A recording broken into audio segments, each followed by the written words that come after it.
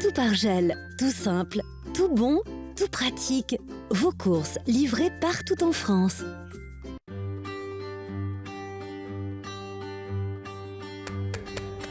Je m'appelle Charlotte et je pense que les plus belles découvertes se font au bout de la rue. Ce que j'aime, c'est découvrir notre beau pays avec des personnes exceptionnelles et souvent insolites. Alors, je vous emmène avec moi. Cette semaine, nous sommes dans les Vosges. Pas très loin d'Épinal, je vous retrouve pour une randonnée en forêt. Bon, il pleut un peu, mais j'ai réussi à me faire prêter un ciré, donc des conditions parfaites pour rencontrer une personne exceptionnelle, Alban. Alban est guide de moyenne montagne et c'est une experte en sylvothérapie. Nous allons découvrir ensemble cette pratique étonnante qui décuple les vertus d'une balade en forêt.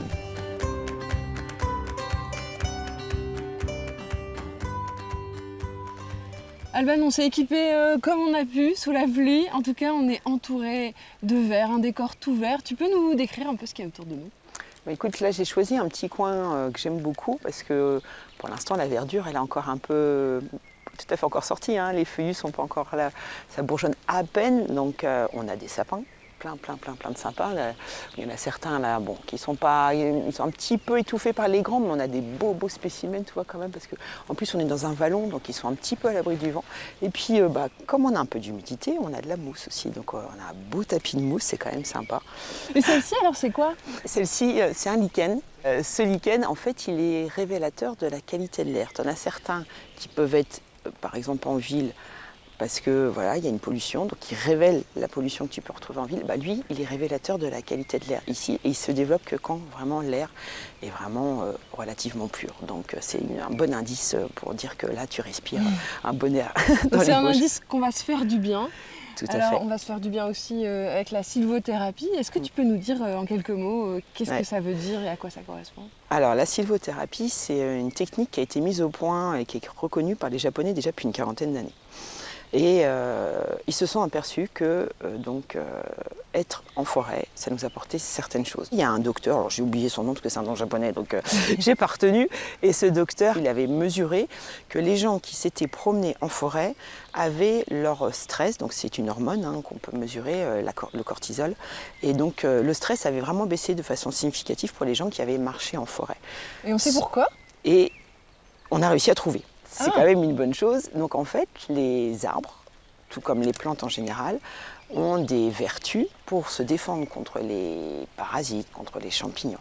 Et donc du coup, il faut qu'ils trouvent des solutions si jamais ils sont agressés. Et ils vont dans ces cas-là sécréter des substances qu'on appelle les phytoncides. Et ces phytoncides, c'est un peu quand même comme des antibiotiques. Et du coup, ça va nous baisser justement notre stress, ça va nous baisser notre tension artérielle. Ça va favoriser même certaines choses au niveau de nos défenses naturelles, au niveau du corps. Après, on a donc les mousses, les lichens aussi, qui sont apparemment des bonnes choses. Ensuite, la couleur verte, ça apaise. Tu vas nous montrer du coup au cours de la balade un peu tout comment moi je vois les choses et comment je veux éventuellement te faire profiter et t'inviter à essayer d'être bien. Lorsqu'Alban s'est installée dans les Vosges il y a plusieurs années, elle est vite tombée amoureuse de ces forêts. Ancienne nageuse de haut niveau, Alban est devenue guide, puis s'est formée pour devenir incollable sur les arbres et leurs bienfaits. Et avec elle, il suffit de lever les yeux et d'observer pour découvrir de petites merveilles. Regarde. Il est troué. Il est troué, il n'est pas en grande forme, on est bien d'accord qu'il est mort. Mais par contre, je trouve intéressant, regarde, il y a une bestiole là qui a laissé ses traces. Et c'est quoi ? En fait, cet arbre est en train de se faire manger. Ouais. Il est en train de se faire décomposer par des champignons, par des insectes. Et il y a un oiseau qu'on a beaucoup ici parce qu'il adore les résineux. Et ça, c'est son frigo. Par contre, heureusement pour lui, il est équipé, c'est une vraie perceuse. Sur elle, c'est le pic noir. Ouais. Et il va essayer d'aller chercher les insectes qui sont là à l'intérieur. Donc, il va taper. Une fois qu'il aura réussi à faire un trou, il va lancer sa langue. Il va y avoir les insectes qui vont se coller parce que sa langue est un petit peu collante et c'est comme ça qu'il va manger. Donc ça, c'est vraiment son frigo. Et même que, tu vois, il y a un truc un tout petit peu plus gros là. Ouais. Là, c'est le début d'une loge. En fait, c'est aussi sa manière de draguer. Ouais. Donc il va faire des loges comme ça un petit peu partout sur son territoire et puis il va attendre, il va faire le tour du propriétaire régulièrement pour voir si peut-être il y a une femelle qui va s'arrêter. Ah, c'est marrant. Et c'est comme ça qu'éventuellement il y aura peut-être une possibilité de reproduction. Donc du coup, moi j'appelle ça un hôtel-restaurant.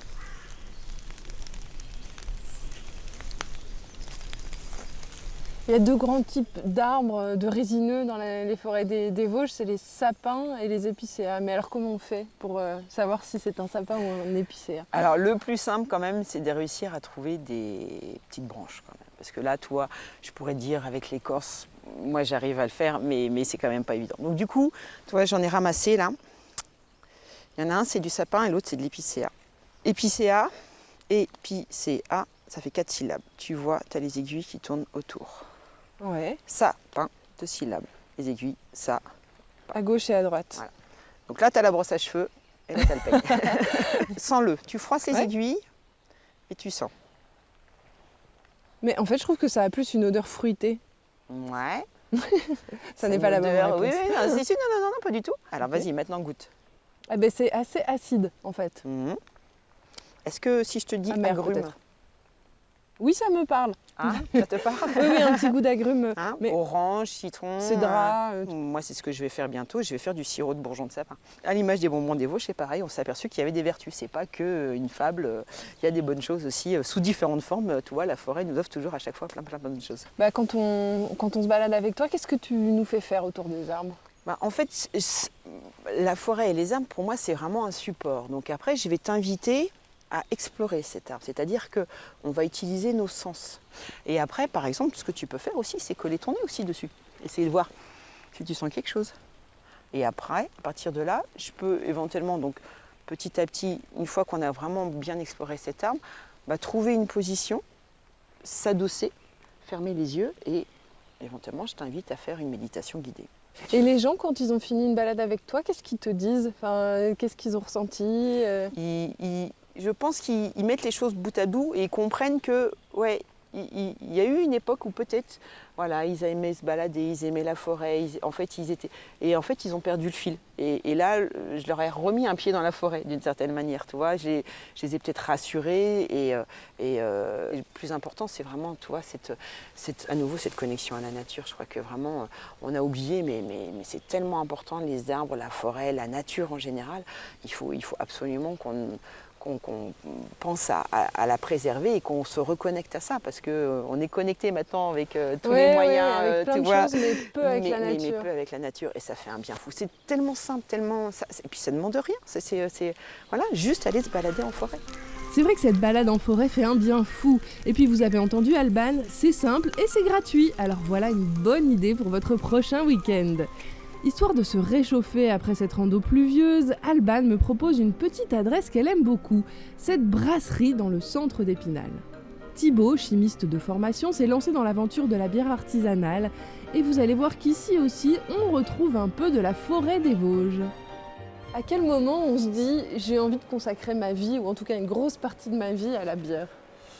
Ah, très bonne question. Je pense qu'il n'y a pas que ça. Je pense que c'est, par exemple, créer une entreprise, c'est aussi une façon de vivre. Je pense qu'on ne peut pas tout séparer, la bière et je pense que c'est un moyen cool de le faire pour moi. Comment on fait pour apprendre à faire de la bonne bière surtout? Alors ouais, je pense que faire de la bière, c'est ça qui est très, je pense qui est donné à tout le monde parce que dans une cuisine, on a quasi tout pour faire de la bière. Il faut quoi pour faire de la bière par exemple? Il faut une casserole, ouais, de l'eau et du malt. Et de la bonne bière par contre, alors là? De la bonne bière, il faut du temps, il faut de l'expérience, il faut discuter avec des autres pour justement mixer un peu toutes les expériences de chacun.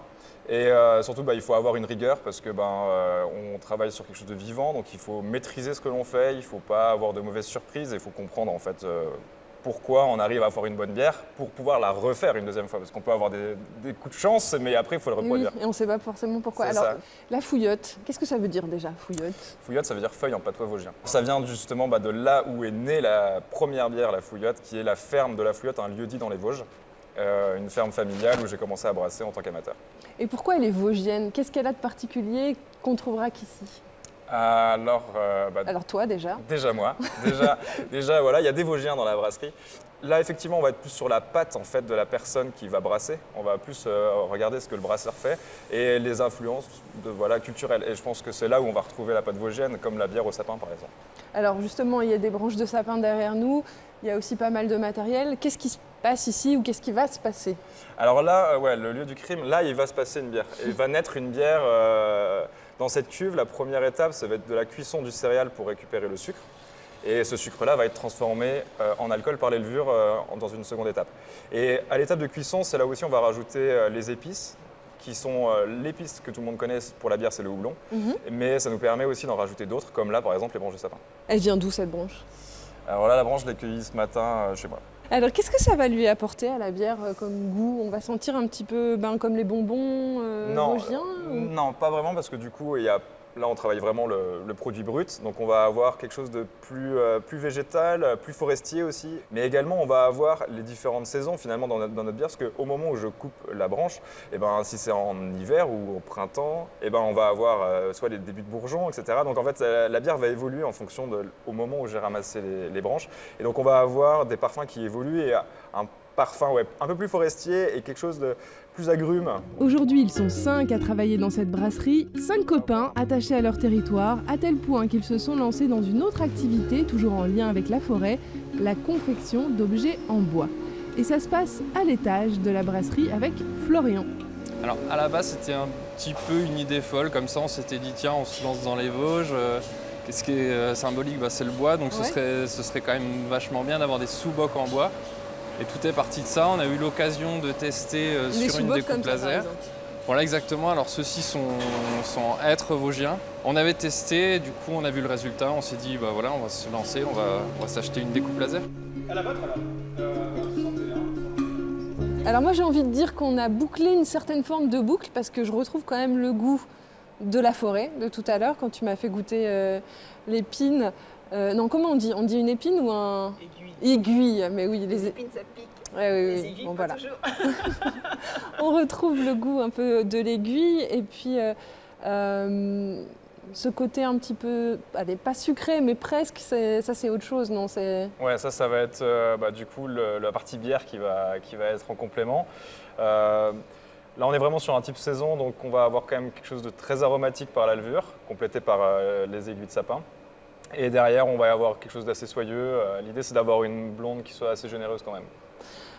C'est un goût qui évolue dans le temps ou ça sera toujours le même goût? Non, déjà, la bière est vivante, la levure va travailler. En plus, ça, c'est des levures qui peuvent être très bien pour avoir une bière de garde. Donc, on va avoir vraiment une évolution dans le temps de la maturation de la bière, si elle est bien conservée dans la cave. Et bien sûr, on va avoir une évolution due aux aiguilles en fonction du moment de la récolte.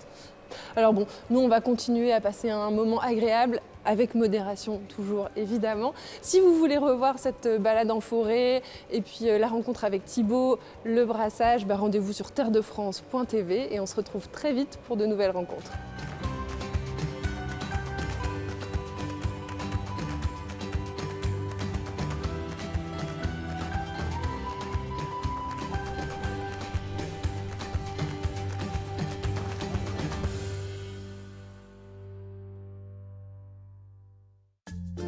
Tout par gel, tout simple, tout bon, tout pratique. Vos courses livrées partout en France. Coup de projecteur